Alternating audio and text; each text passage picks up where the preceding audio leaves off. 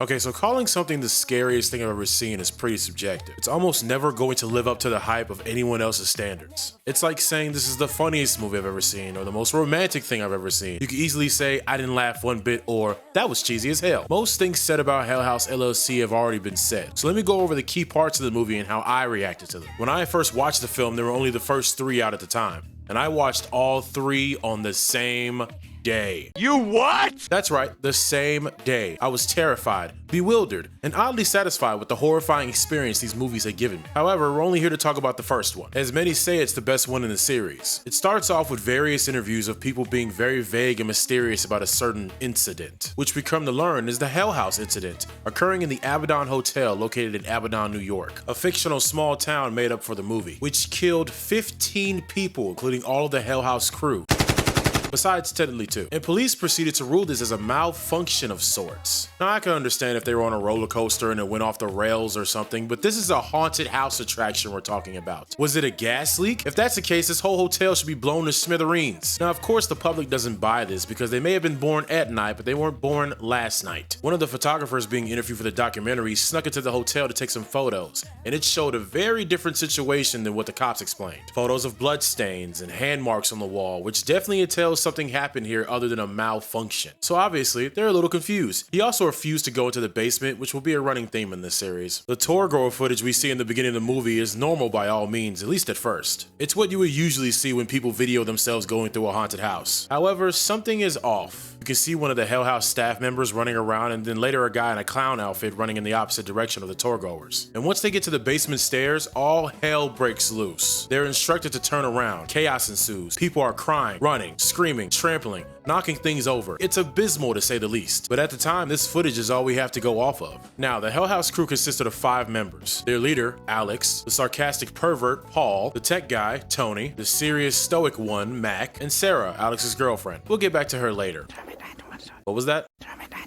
Oh, my bad. We'll get back to her now because Sarah is alive and has contacted the crew that has put together this documentary on Hell House, or in this case, mockumentary. And rightfully so, Diane Graves, who was the lead reporter on this investigator, along with Mitchell Cavanaugh, who will return later in the sequel, and the cameraman are all wondering, where the hell have you been? It's been what, 5 years since the incident? And Sarah pops up like, hey, so I got tapes, and tapes she does have, and she places a garbage bag full of VHS tapes on the table which documents everything that occurred while the Hell House crew stayed in the aforementioned Abaddon Hotel. Now they do a good job of explaining that the crew films all the various locations they travel to for taking notes on previous scares, what they can improve on, what they can avoid, and maybe even what they could do again if it was a hit for tourgoers the previous year. You see, this is how you simply explain things. A lot of found footage movies tend to overthink the explanation of why the characters will be filming everything, and that's not always necessary. Moving on, Mitchell grabs the tapes to watch over them all while they're interviewing Sarah, which is kinda stupid, but I'll return to that later. Things are obviously wrong from the beginning. It all starts with Alex telling the crew that they have to stay in the hotel until opening day, which everyone is bewildered by because they've never had to sleep at a location of a haunt. And I feel them. I wouldn't want to stay in this old, dirty, moldy ass hotel either. I'm sure the asbestos in here is diabolical. However, they reluctantly agree and things go from bad to worse because the spirits in this house are terrorizing them. Oh yeah, I forgot to mention, this hotel? Haunted as fuck. The ghosts, however, only really target 2 people, but one person gets it the worst. It's by far my boy Paul. Let me just say they are bullying Paul. Fight back, man! Fight back! And I'll prove that to you by going over all the incidents that include Paul in this movie. Let's start with the first one. Paul likes to document himself before going to sleep, a sort of video diary if you like, and somebody walks into his room. Now you can't see their face. In fact, the only thing you can see is the red light illuminating behind this shadowy figure. And Paul, startled at first, just assumes it's Sarah sleepwalking or something. The figure leaves in complete silence, mind you, and Paul's just like, well, that was weird. Anyway, sleep sweet, guys. Hold on. Wait a minute. Flag on the play. I don't like anyone coming in my room, especially where I can't see their face. Also, how can you proceed to go to sleep after this interaction? Also, if it wasn't obvious, this is not Sarah. And in fact, instead of confirming if this was Sarah or not, he just sneaks in on her and Alex having a conversation the next morning half naked. Side note, Sarah a little thick, I ain't gonna lie. Yeah, that brother's starving. Why not bring up the sleepwalking? Or the fact that he thought it was her in his room last night? Instead, he keeps zooming in on her boobs when he needs to be zooming in on her ass. Out of pocket for that shit. Anyway, we get more people joining the crew, including Melissa and Joey, who are both in the basement during the opening night where the incident happened. Joey was one of the 2 I said that had made it out alive that was a part of the crew besides Sarah. However, he would not speak to anyone about what he saw or experienced in the hotel, and 9 days later, he would hang himself in his bedroom. Jesus Christ. Mind you, they dropped this piece of information 30 minutes into the movie. Poor Joey. Melissa also mentions to the crew about the hotel being haunted and rumors of the past owner, and Alex is weirdly defensive about the whole thing and wants them to drop the subject entirely. Sounds like someone is hiding something. The next incident with Paul is the second scariest moment in the movie, the clown mannequin scene. As Paul is looking for Tony, he finds one of their clown mannequins standing at the top of the basement stairs. Paul assumes it's Tony being weird and scary to play a prank on him, and he looks into the basement to see what Tony is staring at, only to find the mannequin staring back at him like this. Fuck no, baby! Now, if this is indeed Tony, then this neck turn makes sense. However, Paul proceeds to go back into the room he just left with Mac. And who is Mac talking to? Is mayonnaise an instrument? Correct, it's Tony. And Paul is baffled. He runs back to the stairs to find the mannequin gone and back downstairs with the other mannequins in its original position. And that's why the neck turn is so important, because when these mannequins are first introduced on screen, they specifically point out that the necks don't turn on them. Spooky ooky indeed. Let's also take a mental note that Paul's so-called friends suck, because he shows them the footage of this little fiasco and they don't believe him. In fact, they think he doctored the footage and is playing a prank on them, whereas Paul is clearly concerned and trying to convince them something is going on.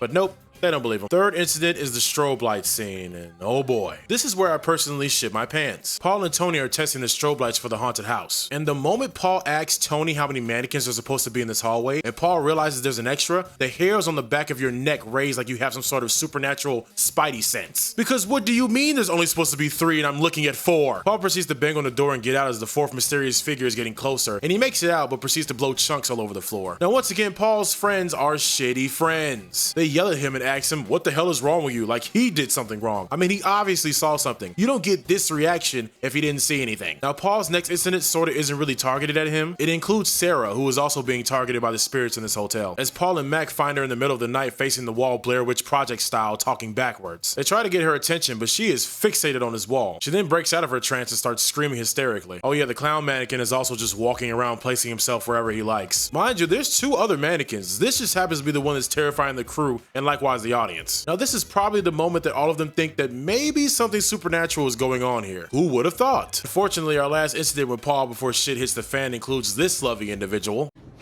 Fuck this. Yeah, so Paul is sleeping in his room, and in the middle of the night, he wakes up to a Linda Blair knockoff chilling against the wall. And what does Paul proceed to do? Is mayonnaise? Correct. He hides under the covers. What is this, elementary school? Are we 5? Hiding under the covers won't make the scary thing disappear, Paul. You gotta square up or something. Even if you get folded, you at least stood your ground. She even gets up at one point to come closer, and Paul is just under the covers waiting for his impending doom. These ghosts can obviously physically touch us, so I'm about to physically touch them back. Paul disappears, and the crew is very frustrated as they think he's pulling something or is repeating past behaviors on previous haunts. Until Tony and Mac get awoken in the middle of the night and hear someone playing a tune on the piano, which is a familiar tune throughout the series, as it's a song you hear Paul playing earlier in the film and becomes a staple of the franchise and sort of the theme of the Abaddon Hotel. They end up in the basement, of course, and while they're looking around, all 3 mannequins turn to look at Tony, and he rightfully freaks out and runs into the small room in the basement with Mac. They come back out and all the mannequin heads are back to normal, and oh my god, it's Paul! Can I get a shitty friends on 3? 1, 2, 3. Shitty friends. Max starts cussing him out and assuming he's drunk or something, and he's not very happy. Although if my friend had been experiencing strange phenomena and they disappear and we find them in a dazed state of mind, I don't know if my first reaction would be harassing them with swear words. After this, Paul is unresponsive. He's not saying a word. He's bedridden and the crew decides to proceed to opening night without him. Although after the little Paul incident, Tony is ready to leave, but Mac pulls him to the side and explains something to him off camera, causing him to change his mind completely and stay. What was he told? We won't know until the sequels. However, him deciding to stay seals his fate. We get to opening night and now we have context for everything we saw in the beginning. Paul all of a sudden awakens from his demon coma and starts walking around, and Sarah goes to see where he went, hence why we see her running around in the beginning of the movie. We get down to the basement and something is wrong. Very wrong. Melissa is alerting all the tour goers saying whatever is happening is not a part of the show. Joey gets up and books it, and Melissa is like, Joey, what the fuck? Not cool, man. She doesn't say that exactly, but that's what I would be saying. Our figures standing in the basement, ominous as fuck. One of them I recognize as the freaky looking ghoul thing we saw that was terrifying Paul in that hallway earlier. It then proceeds to go to Melissa and murder her in front of all the tour goers. 10 out of 10 experience, would not do again. We then cut to the hysteria we saw in the beginning of the film with everyone running around and screaming. And I gotta say, I feel bad for the people that were first to go down in that basement, because you have to remember 15 other people died that night along with the Hell House crew. So if you got there late, be thankful because you're alive. My on-time ass would have been one of the first to go. Mac is running around helping everyone get out, and for some reason Tony ends up in the basement in this position. What? Tony, What the fuck? How did you end up here? What made you go down in the basement like that was somehow the safest place to be right now? Oh zoinks guys, they got me. So yeah, Tony's dead. Mac turns around to find Sarah and they both head up to the attic and find Alex hanging from the ceiling. Mind you, he's not even dead. He's actively running out of breath. The hooded figures are back and they bum rush Mac, vanishing him into the shadow realm while Alex is left hanging dead at this point. It cuts back to Sarah being interviewed and the crew is appalled. Diane wondering how the hell any of this was kept from the public, which, come on Diane, you really think the police would have told the public that ghouls and goblins killed their loved ones? If I was a family member, I would be pissed. So officer, let me get this straight. You're telling me that Satan was the one who killed my brother? That is correct, yes.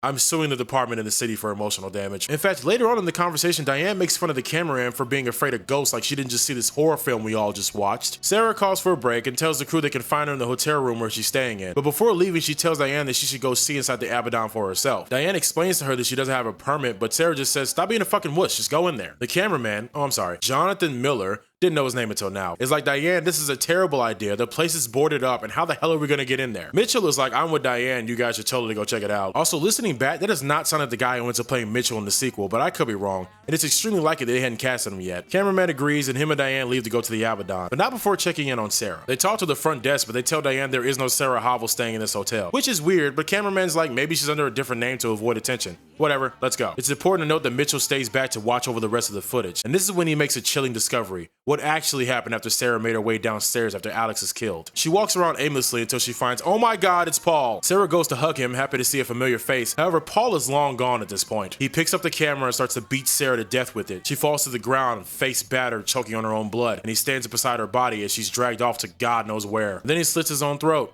falling to the ground, dead. That's right, folks. Sarah was dead the whole time. Dude, this movie is like 10 years old. We knew that already. Shut up. I was trying to build suspense. And like any sane person, Mitchell, after seeing this, immediately tries to call Diane. But unfortunately, she doesn't pick up and says she'll get back to him later, as her and the cameraman had successfully made it into the hotel. How'd they do that? The door was unlocked. Oh, that's convenient. I know, right? Now, earlier before leaving, Sarah tells the crew she's staying in 2C, which the hotel they talk to doesn't even number their rooms that way. But you know who does? Is it the Abaddon? Yes, it's the Abaddon. Diane notices this along with the cameraman as they find room 2C and open it to find Sarah sitting on the bed facing away from them. However, when she turns around to face them, her face is bloody and mangled. They try to leave to escape, but the door is locked and the hooded figures are back. They rush Diane and Jonathan and they're both killed off camera. The last thing we see is the sunlight shining through the boards on the window as the same piano tune we heard earlier is played in the distance. That, my friends, is the end of Hell House LLC.